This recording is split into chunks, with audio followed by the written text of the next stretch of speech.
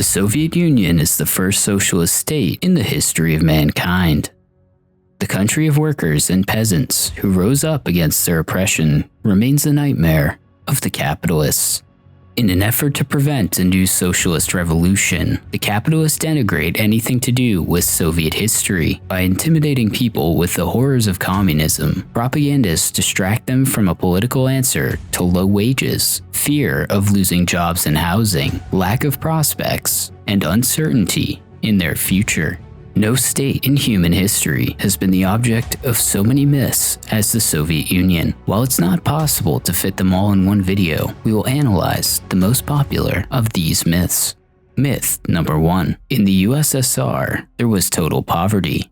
The myth of mass poverty in the Soviet Union is repeatedly broadcast by anti-Soviet propaganda. Ideologues of capitalism attempt to contrast the supposedly impoverished USSR with the wealth of Western countries. In reality, the social achievements of the USSR had no analogs in the world. The Soviet Constitution provided its citizens with the widest possible social guarantees. The right to work, free education, healthcare, and access to housing were enshrined in the basic law of the state of workers and peasants. There were decent benefits and pensions for all vulnerable segments of the population. At the same time, the retirement age was the lowest in the world, 55 years for women and 60 years for men. The collectivization of agriculture made it possible to significantly improve the nutrition and food security of the whole population, and to eliminate the scourge of regular hunger, which neither czarist nor bourgeois government could deal with. By 1990, meat consumption in the Soviet Union was on par with the United Kingdom and higher than in Finland and Sweden. Today, 30 years after the collapse of the Soviet Union, people in capitalist Russia consume the same amount of meat, while the consumption of milk, eggs, and fish is lower than in 1990, and food insecurity is widespread. Moreover, by the 1930s, the Soviet Union had overcome unemployment, an unattainable goal in capitalist countries. By the 1950s, average life expectancy had doubled from 30 to 60 years. Despite incredible difficulties and the devastation of war, workers were confident in their future in the Soviet Union. They knew that their children and grandchildren would live better than they did. After all, profits from production went to improve the living conditions of each member of society, and not to a bunch of capitalists. Myth number 2. The USSR was a backward state. The Soviet Union was a highly technically developed state. The USSR produced modern technological models and did not lag behind the developed countries in the scientific and technical sphere. One of the important criteria that especially shows the advanced development of Soviet science is the space industry. The science and technology of the Soviet Union made tremendous strides in space exploration. In 1957, the first artificial satellite of the Earth was put into orbit. It was Soviet devices that were the first, in 1959, to reach the surface of the moon. It was Soviet citizen Yuri Gagarin who was the first person to carry out spaceflight, and the Soviet Mir station was the first orbital space station. Soviet nuclear energy achieved great success. Despite the post-war devastation, the first nuclear power plant was built in the USSR in 1952. Soviet robotics were also rapidly developing. For example, in 1985, about 13,200 units of productive robotics were made in the USSR, while the United States only produced 5,500 of such units.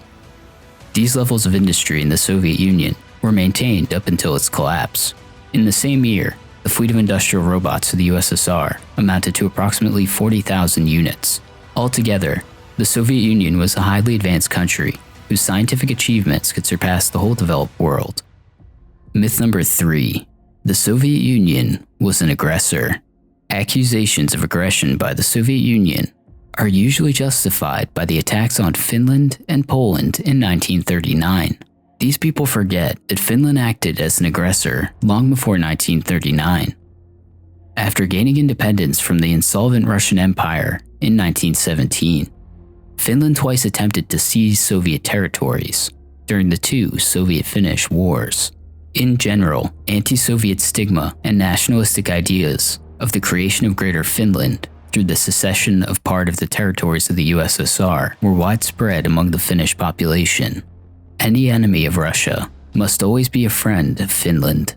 Beginning in 1938, the USSR had negotiated with Finland in order to improve the defensive capability of Leningrad, particularly because of the threat of invasion through Finland via Scandinavia. Diplomatic proposals to prevent a military conflict and protect the Soviet second capital were rejected by the Finnish government. Given that Finland's neutral yet hostile government would not guarantee it wouldn't aid an attack in the future, the Soviet Union had no option but to pursue its security through force. It was impossible to do without war. The war was necessary because peace negotiations with Finland did not produce any results, and the security of Leningrad had to be ensured. Of course, because its security is the security of our fatherland. Another argument for the aggression of the USSR is the Polish campaign of the Red Army in 1939, which is presented as a joint division of Poland by both Hitler and Stalin. Firstly, we must recall that the annexed territories had withdrawn in favor of Poland after the Soviet-Polish War, where the Polish state acted as the aggressor.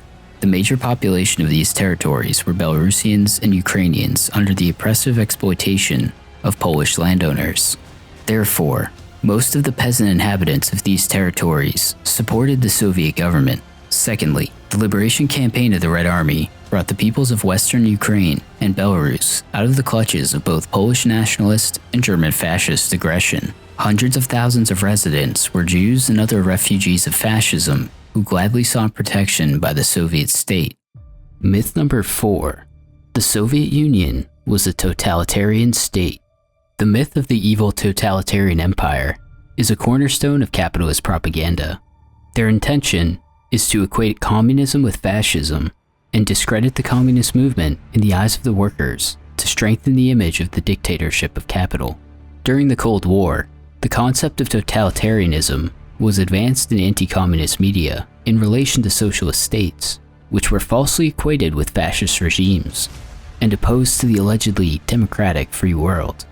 The term totalitarianism was first popularized by the Italian fascists, who described it as the idea of total state control over citizens, briefly expressed by Mussolini with the formula "everything in the state, nothing outside the state." Anti-Soviet propagandists apply the label of totalitarianism to both the Soviet Union and the very idea of Marxism-Leninism. The lack of rights and freedom of speech for the exploiters are proclaimed as attacks on democracy, and the Communist Party is denounced as a dictatorial oppressor of the people. The true state of affairs is fundamentally to the contrary. Each state is a tool for the suppression of one class by another. Here's what V.I. Lenin said about the state. The state is a machine for the oppression of one class by another, a machine for holding in obedience to one class other, subordinated classes. Under capitalism, a handful of exploiters exercise power over millions of workers. Under socialism, the dictatorship of the proletariat serves workers to prevent counter-revolution and the return of capital to power.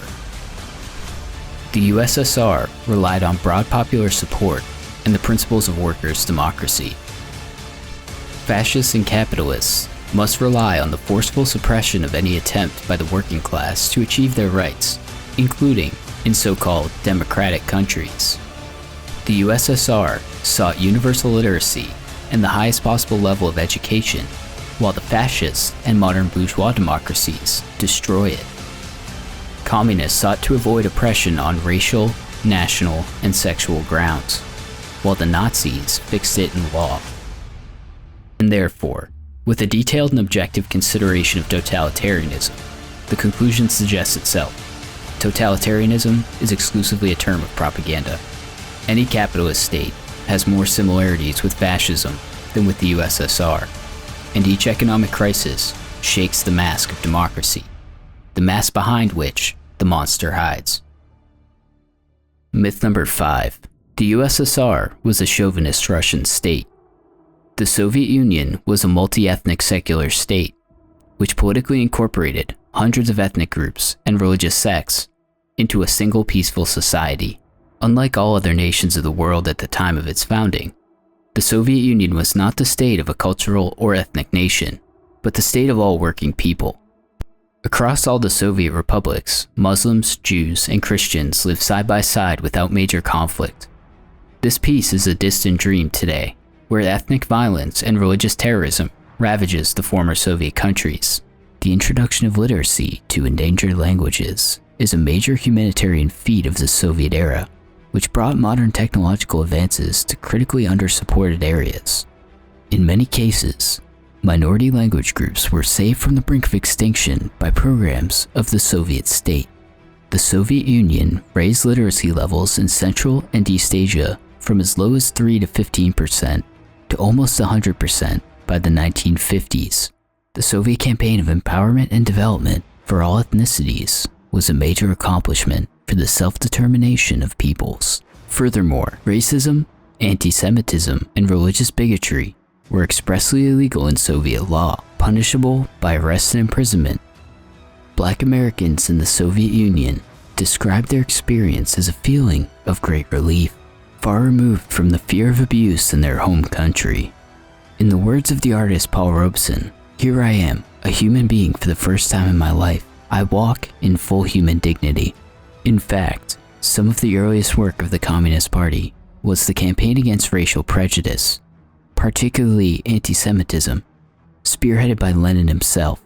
We often see the capitalists fomenting hatred against the Jews in order to blind the workers, to divert their attention from the real enemy of the working people, capital.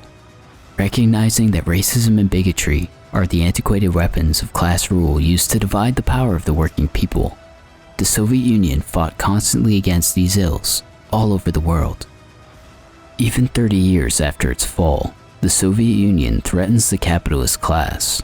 The very existence of the USSR proved what a society free from the power of capital, private property, and exploitation is capable of.